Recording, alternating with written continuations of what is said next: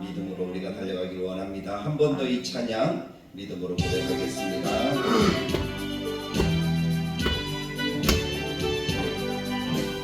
너 시험을 당해 죄 짓지 말고 너 용기를 다해 몸 돌리치라. 너 시험을 이겨 새 이끌었고 주 예수를 믿어 늘 승리하라. 우리 우주의 힘과 그의 위로를 빌라. 주님 대편에 서서 항상 도우시리. 내 친구를 삼가 잘 선택하고 너네를 삼가 늘 조심하라. 너 열심을 다해 늘 충성하고 온 정성을 다해 주 봉사하라.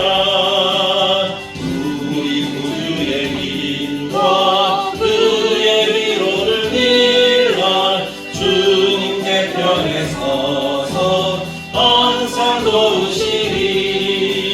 잘 이기는 자는 상과 의리. 너 낙심치 말고 늘 전진하라. 내 구세주 예수 힘 주시리니. 주 예수를 믿어 늘 승리하라. 우리 구주의 힘과 그의 위로를 빌라. 주님 대편에 서서 항상 도우시리. 아멘. 찬송가 344장입니다. 우리가 잘 부르던 찬송은 아니지만 그 가사를 마음에 생각하시면서 하나님의 은혜를 우리가 믿음으로 찬양할 수 있기를 원합니다.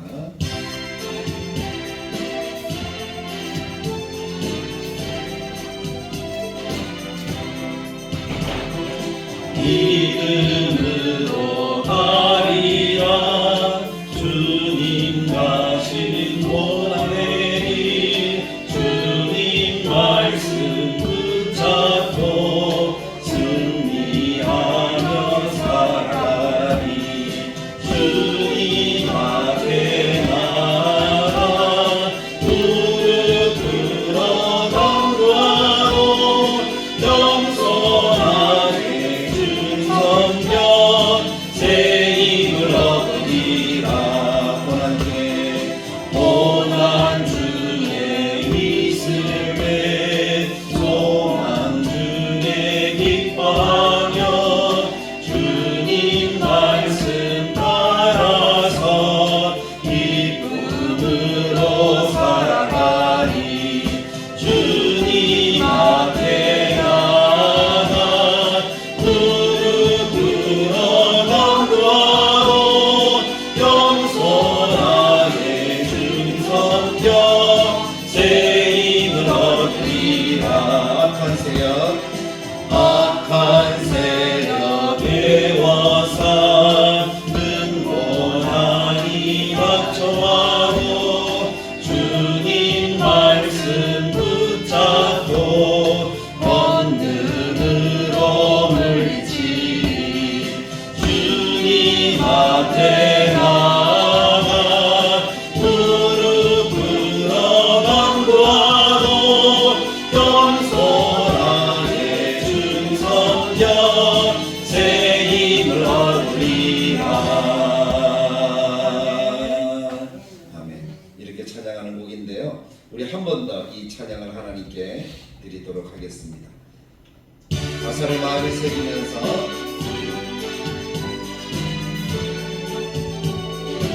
믿음으로 가리라. 믿음으로 가리라. 주님 가신 고난의 길. 주님 말씀 붙잡고 승리하라.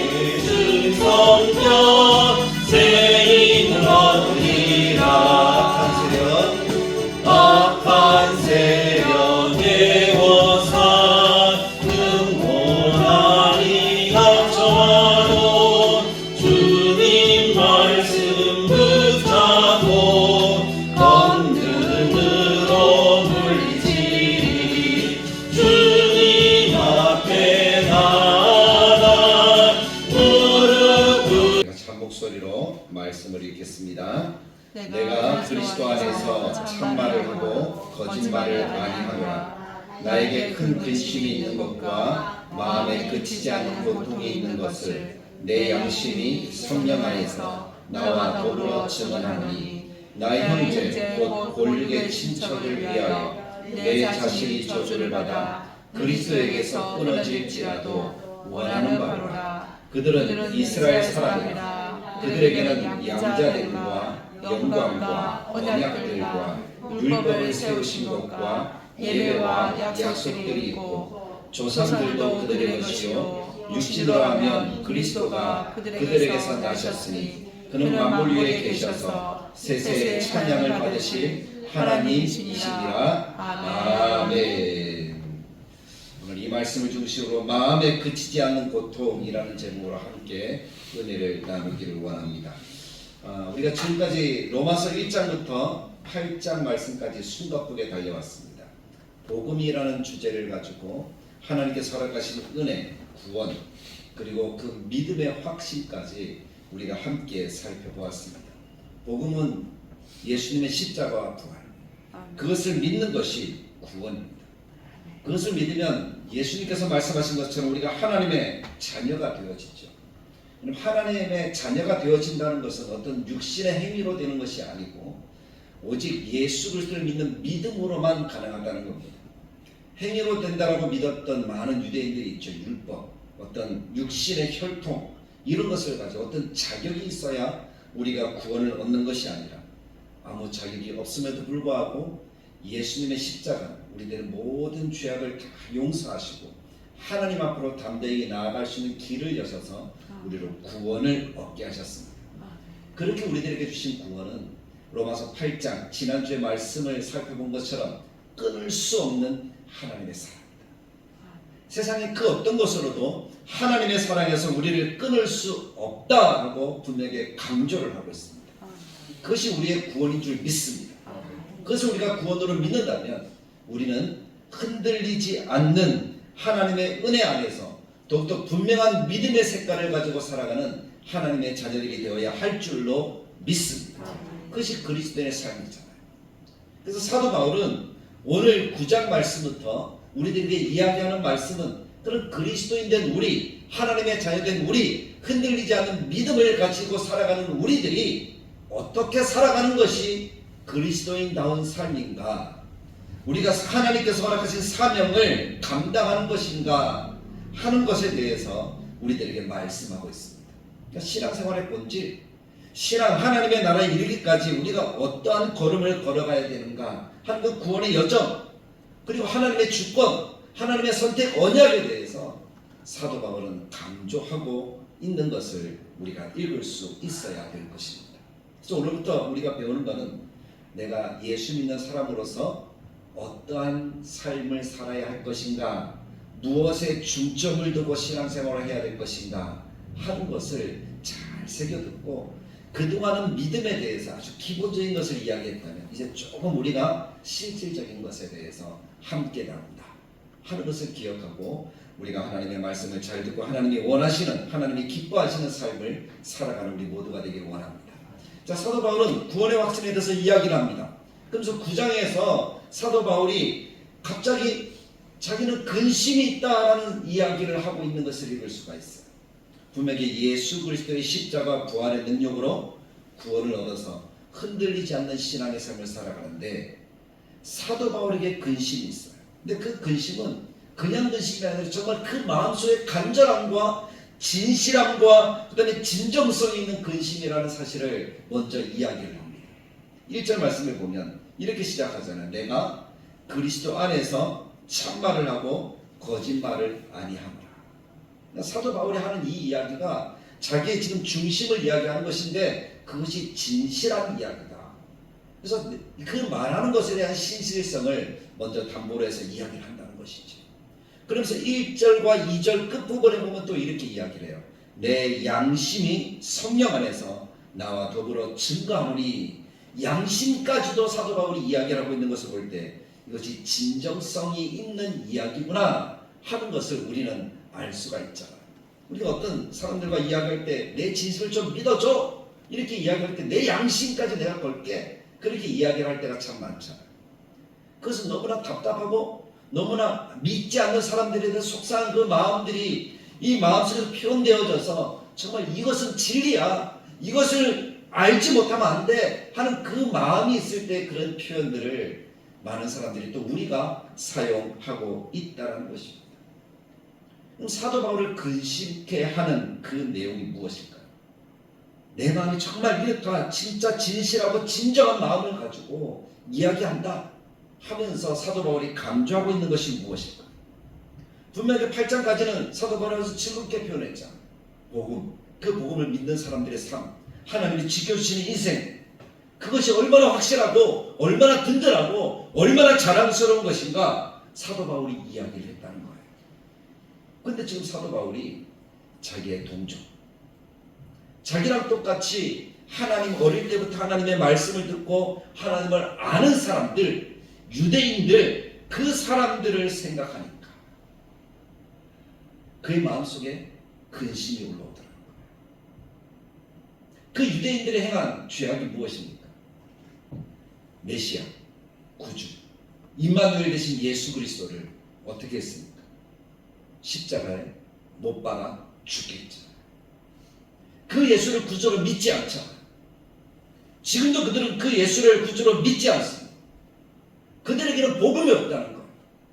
복음은 이렇게 아름답고 복음은 이렇게 확실하고 복음은 이렇게 능력이 있고 복음은 생명력이 있는 것인데 그들 마음속에 복음이 없다는 거예요. 그래서 그들이 구원을 얻지 못한다는 거죠. 그들이 하나님의 나라를 누리지 못한다는 거예요. 그것이 사도 바울에게 큰 근심이고 그치지 않는 고통을 가져다 주는 것이었다는 사실을 사도 바울은 이야기합니다. 그러면서 그들에 대한 마음이 무엇입니까? 나에게 큰 근심이 있는데 이 근심이 무엇인가 하면 3절에 보니까 나의 형제 곧 골육의 친척을 위하여 내 자신이 저주를 받아 그리스도 안에서 끊어질지라도 원하는 바다라는 그 말은 어떤 의미일까요?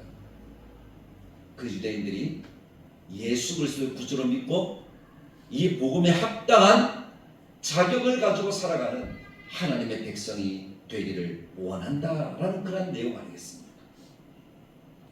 그들도 구원받은 하나님의 자녀가 되기를 원하는 거예요. 그 간절한 마음의 표현이 무엇입니까? 내가 그리스도 안에서 참말을 한다, 거짓말을 합니다. 내 양심이 성령 안에서 나와 더불어 증거하고 있다. 내가 저주를 받아서 그리스도에 끊어질지라도 그들이 구원받기를 원한다 하는 그 내용 아닙니까? 사도행전에서 사도 바울이 빌립보 감옥에 있을 때 한 간수가 자결하려고 할 때 바울이 그 사람을 만류하면서 복음을 전합니다. 그럴 때 이 간수가 뭐라고 얘기합니까? 내가 어떻게 하여야 구원을 얻으리까? 그때 바울이 그에게 이야기해 준 것은 주 예수를 믿어라. 그리하면 너와 내 집이 구원을 얻으리라. 그는 이방인이었지만 이 간단한 복음 주 예수 그리스도의 십자가의 부활 능력 그것을 분명하게 믿으면 온 집안이 구원을 얻는다는 사실을 바울이 그렇게 증거를 하는 거예요. 하나님의 자녀가 되고 온 집안이 구원을 얻는 것 그것이 사도 바울의 간절한 소망인데 지금 유대인들은 어떻다고요? 자기의 동족은 어떻다고요? 십자가를 믿지 않고 예수를 믿지 않고 구원을 얻지 못하고 있다는 거예요. 그것이 사도 바울에게 너무나 큰 답답함이에요. 너무나 아픔이에요. 그래서 뭐라고 1절에서 이야기합니까? 내가 큰 근심이 있는 것과 마음에 그치지 않는 고통이 있다. 그렇게 이야기를 한다는 것입니다. 그런데 그 고통 속에서 그 유대인들이 구원받기를 원하는 그 마음은 자기가 그리스도에게서 끊어질지 않도록 마치 모세의 기도를 보는 것 같잖아요. 모세가 뭐라고 얘기합니까? 하나님 이스라엘 백성들을 구원해 주십시오. 살려주십시오. 내가 구원받지 않더라도 저들을 살려주십시오. 모세의 기도와 오늘 바울의 기도가 오버랩되고 있는 거예요. 그 중심이란 거예요. 근데 그러한 고백이 쉬운 고백이 아니잖아요. 내가 끊어진다. 내가 죽는다. 무엇을 얘기합니까? 나는 구원을 받지 못한다? 아니, 저는 아무리 생각해도 상상이 되지 않아요. 근데 사도 바울의 이 말은 뭡니까? 내가 구원받은 것처럼 정말 저들도 구원받기를 원합니다 하는 그 간절한 마음의 소원을 오늘 이 로마서를 듣고 있는 모든 성도들에게 같이 그 마음을 공감하기를 원하는 거예요. 하나님의 구원은 결코 취소되지 않잖아요. 사도 바울이 39절에 뭐라고 얘기합니까? 높음이나 기쁨이나 다른 어떤 피조물이라도 우리를 우리 주 예수 그리스도 안에 있는 하나님의 사랑에서 끊을 수 없다. 하나님의 구원은 취소되지 않습니다. 그만큼 사도 바울이 자기의 동족의 구원받기를 간절한 마음으로 선포하고 있다는 것을, 선언하고 있다는 것을 오늘 그 중심을 우리들에게 나타내고 있는 거예요. 그렇다면 사랑하는 성도 여러분, 우리는 그럼 어떻습니까? 우리의 가족이 구원받는다, 우리의 가족이 하나님의 백성이 된다, 하나님의 자녀가 된다 하는 것에 우리는 얼마나 그 중심을 가지고 하나님 앞에 바라고 있습니까? 그들에게 복음을 전하기 위해서 그럼 나는 어떤 중심으로 하나님 앞에서 그들에게 다가가고 있느냐 하는 그 생각을 우리의 가슴속에 동일하게 해야 될 줄로 믿습니다. 그래야지 이 중심이 오늘 우리의 마음이 되는 거예요. 그리고 우리도 바울처럼 이 구원의 확신 가운데 나 혼자만 확신하는 것이 아니라 이 구원을 나의 가족에게 선물로 줄 수 있지 않겠습니까? 더 나아가서 모든 민족에게 선물로 줄 수 있는 하나님의 은혜의 백성들이 되어지지 않겠습니까? 사도 바울은 오늘 자기의 동족에게만 이야기를 하는 것이 아니라 이방인에게도 이 편지의 내용을 전하고 있다는 거예요. 로마에 있는 교회에게 편지를 준다? 로마에 있는 교회는 이방인들이 대다수잖아요. 그들에게 준 그 마음이 내가 지금 이 마음이니까 너희들도 그런 마음으로 주 예수 그리스도의 십자가와 부활의 능력을 전해야 한다라는 사실을 강조하고 있는 말씀이라는 거예요. 바로 오늘 이 시대에 우리들에게 주시는 하나님의 음성이기도 합니다. 근데 지금 구원을 받지 못하고 있는 유대인들은 사실 어떤 사람들입니까? 오늘 4절과 5절은 그들이 받은, 유대인들이 받은 특권, 그들이 얼마나 큰 은혜를 받고 있는지 그것을 우리들에게 이야기를 하고 있습니다. 4절 한번 읽어볼까요? 4절 같이 읽겠습니다. 시작. 그들은 이스라엘 사람이라. 그들에게는 양자됨과 영광과 언약들과 율법을 세우신 것과 예배와 약속들이 있고, 보십시오. 그들에게 얼마나 많은 은혜를 하나님이 베풀어 주셨습니다. 근데 저는 이 말씀을 읽으면서 먼저 예수 그리스도를 믿는 우리 자신들이 생각나는 거예요. 우리는 얼마나 많은 은혜를 하나님께 받고 있습니까? 이스라엘 백성들이 하나님의 은혜를 받은 것은 첫 번째 그들이 양자되었다라고 이야기를 합니다. 모든 사람들이 다 죄인이기 때문에 처음부터 하나님의 은혜를 입은 사람은 아무도 없습니다. 다 심판을 받아야 되는 거예요. 근데 하나님이 아브라함을 택하셨어요. 이삭을 택하셨어요. 아브라함의 후손이라고 해서 다 하나님의 이스라엘이 된 건 아니잖아요. 이삭을 택하시고 이삭이 에서와 야곱을 낳았잖아요. 근데 하나님은 장자 에서를 택한 것이 아니라 차자 야곱을 택하셔요. 그리고 12아들을 야곱을 통해서 낳았죠. 지금 뭐 중동에서의 싸움은 이스마엘 하지만 누구의 아들입니까? 아브라함의 아들 가운데 한 사람이잖아요. 그 이스마엘의 계보를 따라서 자기들이 바로 뭡니까? 아브라함의 정통 후손이라는 거예요. 구원은 자기들로부터 있다는 거예요. 마음에. 그러나 성경은 우리들에게 말씀합니다. 하나님의 택하심은 이삭을 통해서. 이 성경의 말씀이잖아요. 그러니까 세워진 민족이 이스라엘이에요. 근데 그 이스라엘조차도 오늘 사도 바울은 뭐라고 얘기합니까? 그들에게는 양자됨과 우리가 받아 누리는 동일한 은혜를 그들이 받았다는 거예요. 하나님의 특별한 사랑이고 선택이라는 거예요. 택하심의 은혜라는 거죠. 그들이 택하심의 은혜를 받았습니다. 그리고 그들이 하나님의 영광을 경험합니다. 하늘의 영광을 어떻게 경험했습니까? 광야에서 그들은 엄청난 은혜를 받았잖아요. 홍해를 갈랐다. 하나님의 하나님 되심의 10가지 재앙, 하나님의 하나님 되심을 그들이 누리는 거예요. 하나님의 영광을 보는 거예요. 하나님이 어떤 분이다. 그 하나님의 심판 속에서도 이스라엘 백성들이 무엇을 누려요? 구원을 누렸다. 그것이 하나님의 영광입니다. 근데 그 영광의 현현, 하나님의 성막과 하나님의 언약궤, 그리고 이스라엘 백성들이 허락하신 하나님의 성전, 그것은 이스라엘이 하나님을 보는 하나님의 영광됨의 모습이에요. 함께 하시는 하나님. 근데 우리는 어떻습니까? 예수 그리스도를 믿어서 하나님의 자녀가 되었죠. 우리 안에 하나님의 성전이 계시니까 우리는 더 큰 영광을 누리고 있는 하나님의 백성들이 아니겠습니까? 그래서 우리가 잊지 않기를 간절하게 바랍니다. 그들과 그 다음에 세 번째는 언약들이라고 이렇게 이야기를 합니다. 하나님과 더불어 언약을 맺습니다. 하나님은 하나님 되시고 우리는 하나님의 백성 때문에 언약이에요. 하나님의 나라를 선물로 주시는 언약이에요. 예수 그리스도를 믿음으로 허락하신 하나님의 자녀됨과 하나님의 나라를 허락하신 하나님의 은혜인 줄 믿습니다. 그 언약들이 우리에게 있고, 그리고 율법을 세우신 것과 신에서 하나님의 법을 주시잖아요. 이스라엘 백성들은 겨우 모세오경인지 모르겠지만 오늘 우리에게는 신약성경, 구약성경 66권의 하나님의 법을 우리는 다 가지고 있어요. 우리 더 큰 은혜를 주는 하나님의 백성이라는 거죠. 다섯 번째는 무엇입니까? 예배와.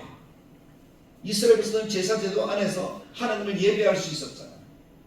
우리는 예수 그리스도의 십자가 안에서, 그리고 부활의 능력 안에서 우리는 하나님께 예배하는 하나님의 거룩한 백성이 됩니다. 그때에는 중보자 사람이 필요했지만 우리는 예수 그리스도를 통해서 바로 하나님께 나아갈 수 있는 은혜를 누리는 하나님의 백성들이 된 거죠. 그것이 우리가 드리는 예배인 줄 믿습니다. 그래서 오늘 이 자리에 나온다는 것은 우리가 하나님을 만난다는 거예요. 하나님 앞에 선다는 거예요. 정결케 하신 그 은혜를 누려서 하나님 앞에 서서 하나님께 합당한 영광을 돌린다는 거예요. 세상에 다른 어떤 생각과 어떤 것 가치들을 가지고 있어서는 안 돼요. 오직 하나님이 원하시는 그 마음을 품고 하나님 앞에 서 있어야 되는 것이 우리들의 예배일 것입니다. 그리고 약속들이 있다라고 부릅니다. 하나님의 구원의 약속이죠. 하나님의 나라, 메시아, 구원. 우리는 그 구원의 은혜를 로마서 8장에서 이야기하는 것처럼 흔들리지 않는 하나님의 은혜로 누리고 있는 하나님의 백성이라는 것입니다. 이것을 이스라엘 사람이다라고 이렇게 이야기를 합니다. 오늘 우리는 그리스도인이라고 이렇게 이야기하죠. 하나님의 구원받은 백성. 더군다나 5절 말씀을 통해서 그들은 복받은 하나님이 택하신 족속인 것을 이야기합니다. 조상들도 그들의 것이요 육신으로 하면 그리스도가 그들에게서 나셨으니, 이 두 가지 사건을 이야기를 하는데 그들에게는 믿음의 조상 아브라함이 있다. 그리고 그들에 의해서 메시아가 나셨다. 이것을 강조하는 거예요. 복받은 백성이라는 거예요. 근데 이것을 우리에게 적용하는, 우리는 더 복받은 백성이죠. 그들은 나신 것만 알았지만 우리는 우리를 위해서 죽으시고 우리를 위해서 다시 사시고 다시 오시는 예수 그리스도를 우리가 간직하고 있으니 우리는 더 복된 하나님의 자녀들인 것을 분명하게 믿습니다. 그것이 하나님이 베푸신 은혜예요. 하나님의 아들 다윗의 자손 메시아 그리스도, 그것이 구약이에요. 신약에 우리는 구원의 십자가, 부활, 그리고 다시 오실 예수, 요한계시록을 통해서 하나님의 나라를 누리게 될 하나님의 영광과 위로하심이 넘치는 그러한 복을 받은 사람. 이것이 너무나 확실하여 도무지 바꿀 수가 없는 하나님의 크신 은혜라는 사실입니다. 그러나 그렇게 많은 특권과 큰 복을 누린 이스라엘은 지금까지 예수 그리스도를 믿지 못하고 거부하고 복음을 받아들이지 않고 있습니다. 얼마나 안타깝습니까? 그것이 이스라엘 백성들의 모습인 것을 바울은 생각하면서 마음에 큰 근심과 그치지 않는 고통으로 그들이 구원받기를 간절하게 바라고 있다. 오늘 이 시대를 살아가는 우리에게 베푸신 하나님의 은혜를 생각하고 우리만 구원받은 것으로 우리가 앉아서 예배하고 영광 돌리고 만족하고 있는 것이 아니라 우리의 가족과 또 우리 주변에 있는 수많은 사람과 이 나라와 민족과 이 세계에 흩어져 있는 수많은 사람들이 또한 동일하게 구원받기를 간절하게 원하는 우리가 되어야 할 줄로 믿습니다. 복음을 위한 삶, 그것이 구원받은 하나님의 백성들의 마땅한 신앙의 첫 번째 모습이어야 한다라고 바울은 오늘 우리들에게 이야기합니다. 이것을 잊어버리면 하나님의 은혜를 잊은 백성과 다르지 않다는 거예요. 이스라엘 유대인들과 다르지 않다는 거예요. 우리 안에 복음이 살아서 우리가 받은 복들을 생각하고 이 복을 나누어서 함께 구원의 기쁨을 누리고 하나님의 자녀로 하나님의 나라를 생각하며 그 나라 안에서 하나님의 도우심과 인도하심과 하나님의 역사를 따라서 간절하게 믿음으로 살아가는 삶, 그것이 하나님이 원하시는 그리스도인된 구원받은 하나님의 백성들에게 원하시는 삶의 모습이죠. 그래서 우리는 우리 자신을 위해서 기도할 뿐만 아니라 아직 예수 그리스도를 알지 못한 우리 가족을 위해서 간절하게 기도하고 또 우리 주변에 있는 수많은 사람들을 위해서 기도해야 되는 것입니다. 하나님의 때가 있어서 하나님이 원하시는 때에 그들을 불러 구원하는 것이 하나님의 방편입니다. 그때를 기대하면서 우리가 할 수 있는 것은 뭐라고요? 기도하고 또 우리가 할 수 있는 것은 뭐라고요? 그들이 구원받기를 원하는 마음으로 내가 만난 예수를 그들에게 이야기해 주는 거예요. 함께 구원의 은혜를 누리자라고 말하는 거예요. 그것이 하나님이 원하시는 구원받는 우리들의 삶의 모습입니다. 그 일을 위해서 우리가 오늘부터 힘차게 달려가서 오늘 벌써 우리가 4월 10일이에요. 10일 동안 우리가 VIP들을 위해서 기도하자고 한 날이 벌써 10일이 지나갔어요. 이제 얼마 남지 않았어요. 더 기도하면서 복음을 전하고 구역과 함께 합심하여서 하나님이 허락하시는 VIP 초청 그 일들에 힘써 나가는 우리의 심령이 다 되시기를 간절하게 축복합니다. 그래서 하나님이 기뻐하시는 아름다운 삶의 역사들이 오늘 우리들의 삶 가운데 충만하게 나타나기를 주님의 말씀 따라